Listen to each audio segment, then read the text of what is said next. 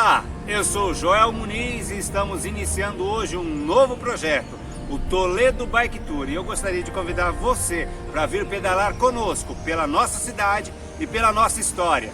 Vem com a gente!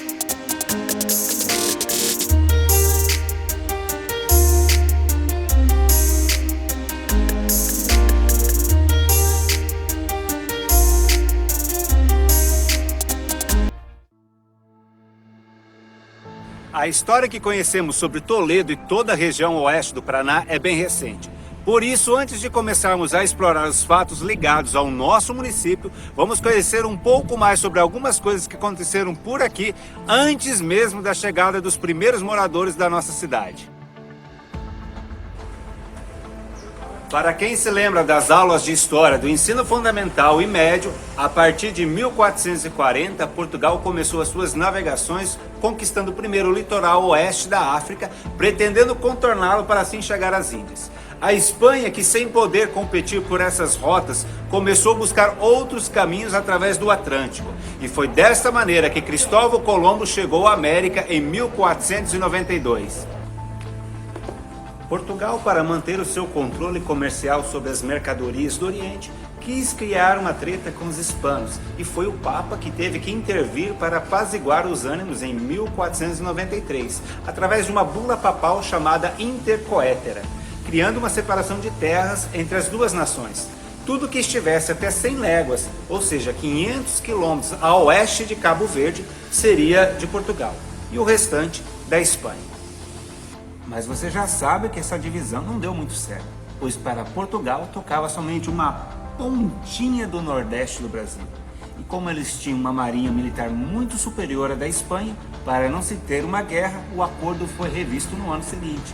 Dessa vez, tudo que estivesse até 370 léguas à esquerda de Cabo Verde, ou seja, 1.850 quilômetros, seria de Portugal.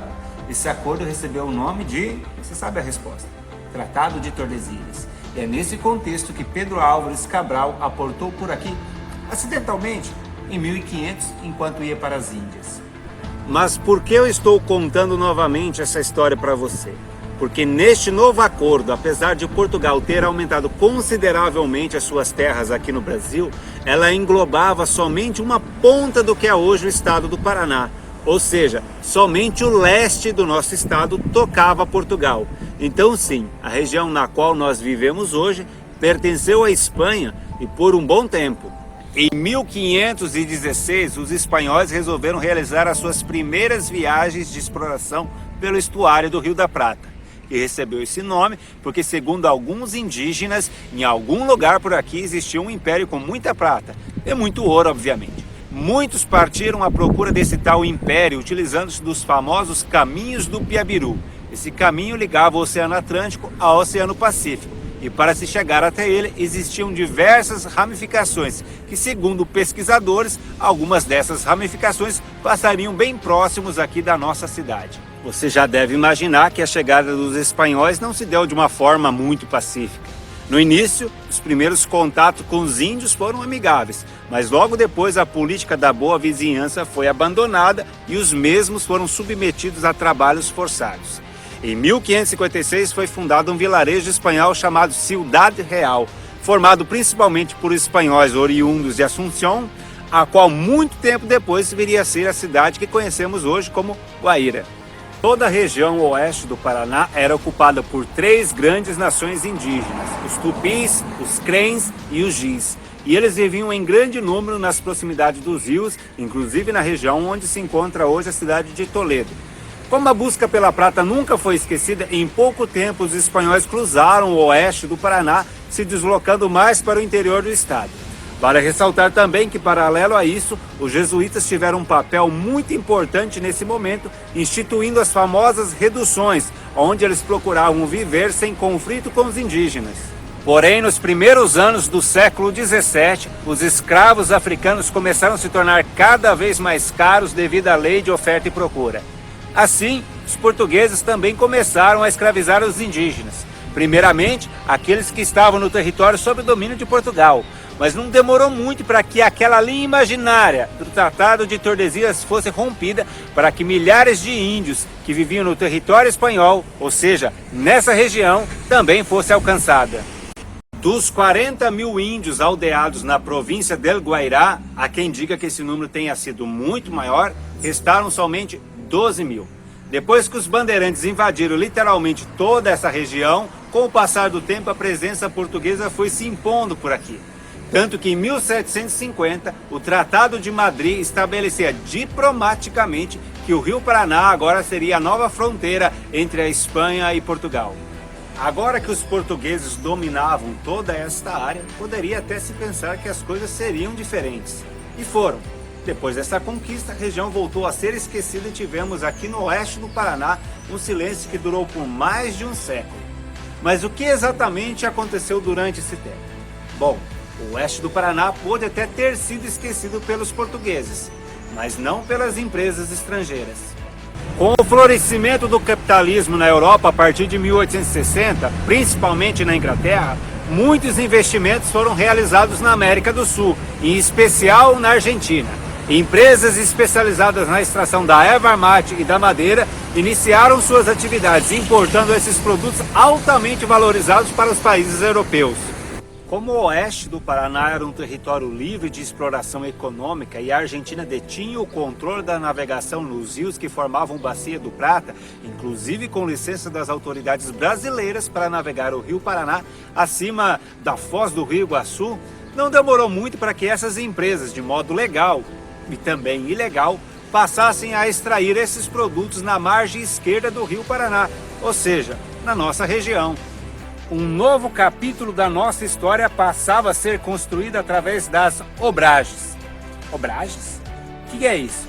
Se tratava de um sistema de concessão de um território a um senhor obrageiro, onde ele podia realizar atividades de extração do que existia dentro desse espaço, através de mão de obra, quase que escrava, composta na maioria por paraguaios e indígenas. Da região de Foz do Iguaçu até o Salto das Sete Quedas surgiram vários portos, muitos deles clandestinos, e como não havia nenhuma fiscalização brasileira, esse tipo de exploração se estendeu por mais de 100 quilômetros mata dentro na nossa região. Assim sendo, em pouco tempo uma série de picadas foram abertas por aqui para facilitar o transporte da erva mate e da madeira. Vale ressaltar também que os trabalhadores braçais dessas obragens, chamadas de mensos, viviam em dívidas constantes com as empresas, pois recebiam uma caderneta na qual eram anotadas todas as compras que eram feitas no armazém da própria empresa. E como você já pode imaginar, a conta só aumentava. Mas pior ainda se eles tentassem fugir, pois nesse caso poderiam até mesmo ser mortos pelos capatazes, que eram pessoas de confiança dos obrageiros.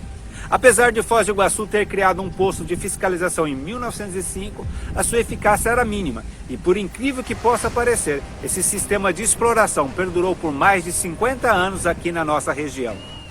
Várias dessas empresas atuaram aqui no nosso estado, entre elas a Domingos Bart, Júlio Alica, Mate Laranjeira, Petri Meia Zambuja, Nunes Igibaja e também a Companhia de Madeiras do Alto Paraná. Essa última é a mais importante para que a nossa narrativa seja focada na atual cidade de Toledo. Essa empresa pertencia a um grupo de ingleses com sede na Argentina e tinha interesse nas madeiras da nossa região, principalmente no cedro, que era usado na indústria naval. Talvez você ache o nome dessa empresa, Companhia de Madeiras do Alto Paraná, um pouquinho estranho. Isso porque aqui no nosso território ela ficou mais conhecida como Fazenda Britânia. A Fazenda Britânia teve a sua origem em 1905, quando o coronel do Exército Brasileiro, George Schmelfeng, adquiriu 250 mil hectares de terras devolutas em nome da Companhia Inglesa. Entre 1907 e 1909, a Fazenda Britânia comprou mais terras e passou a ter mais de 273 mil hectares. A fazenda era cruzada por duas picadas utilizadas por outras duas empresas, a Júlia Alica e a Nunes Igibaja. Elas eram divididas por pousos que tinham uma distância média entre si de 15 a 20 quilômetros, sendo um deles o pouso 5, conhecido também como pouso Toledo. Importante salientar que por aqui, na Fazenda Britânia, pelo menos daquilo que se tem de relatos, não eram cometidas as mesmas atrocidades com seus empregados. Interessante também é que com o passar do tempo, a erva mate passou a ser a principal fonte de extração, mais do que a própria madeira. Mas como nem tudo são flores nesse jardim, a empresa começou a declinar de suas atividades com o início da Primeira Guerra Mundial. Ela colocou à venda sua serraria na Argentina e desistiu da construção da estrada de ferro, embora todo o material já estivesse aqui no Brasil. Inclusive, foi com esse mesmo material que a Mate Laranjeiras construiu a estrada de ferro entre Porto Mendes e Guaíra. A coluna Prestes também passou pelo Porto Britânia em 1925 e destruiu parte das instalações da sede. Mas isso não chegou a interromper as atividades da empresa. Porém, com a Segunda Guerra Mundial em 1940, a exportação de madeiras para a Europa, principalmente para a Inglaterra, foi dificultada. Por fim, o governo Vargas proibiu a presença de pessoas e empresas estrangeiras até 150 quilômetros da fronteira. E isso foi o golpe final para a decadência da Fazenda Britânia. Tanto que em 1942, o atual administrador deixou o Porto Britânia e as terras de sua concessão foram colocadas à venda. 3 anos depois, as mesmas terras foram compradas pela empresa brasileira Maripá. De agora em diante, iremos tratar de uma história até bem recente, com fatos e nomes que você certamente já ouviu. Por isso, nós vamos aprofundar um pouquinho mais sobre esse momento histórico, pois ele é a base da formação do nosso município. Somente a título de curiosidade, neste período, uma pessoa que passasse pelo oeste do Paraná sem ser avisado de onde estava, dificilmente diria que estaria no Brasil. Isso porque as línguas utilizadas por aqui eram o espanhol e o guarani. O comércio existente, mesmo em Foz do Iguaçu, era controlado principalmente por argentinos. Inclusive a moeda que circulava na região era o peso argentino.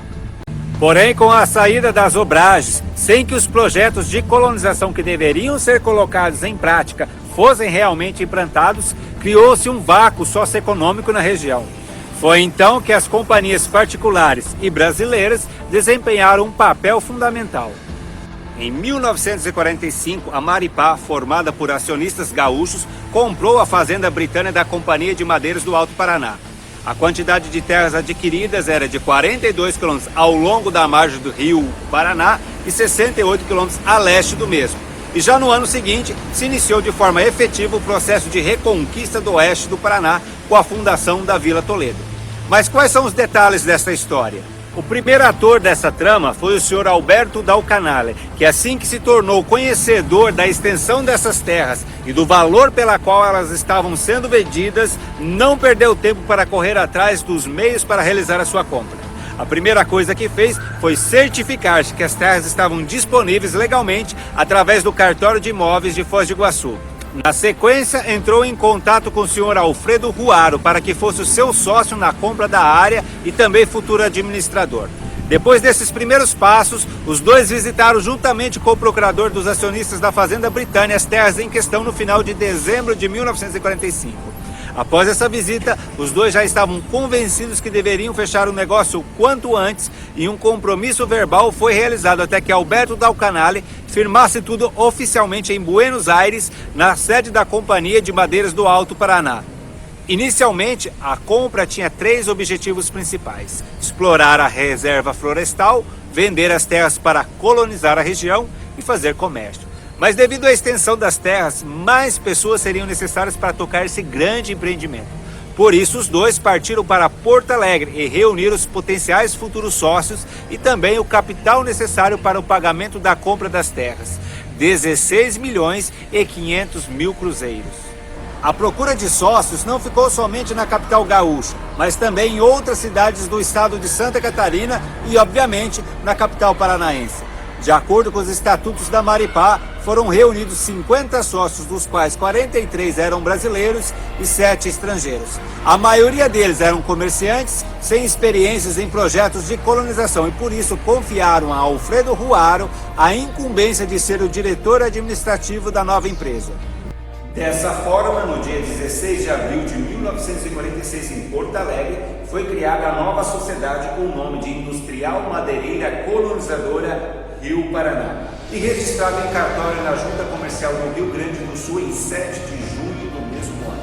Ao invés de escolherem o Porto Britânia como sede administrativa, optaram pelo Ponto 5, mais conhecido também como Pouso Toledo, como local de referência para a nova localidade. E foi desta forma que a cidade de Toledo começou a despontar no oeste do estado do Paraná.